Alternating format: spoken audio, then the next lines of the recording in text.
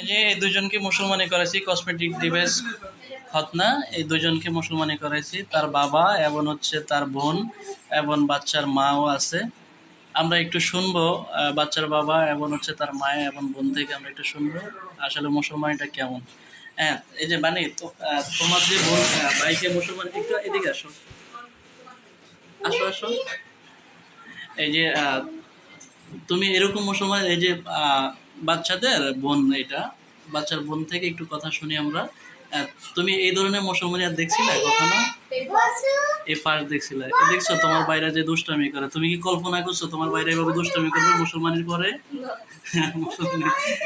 আচ্ছা, যাই হোক, এই যে আমরা দেখতে পাচ্তেছি দুজনে হাঁটতেছে, দুজনে দৌড়ে বের হয়ে যাইতেছে।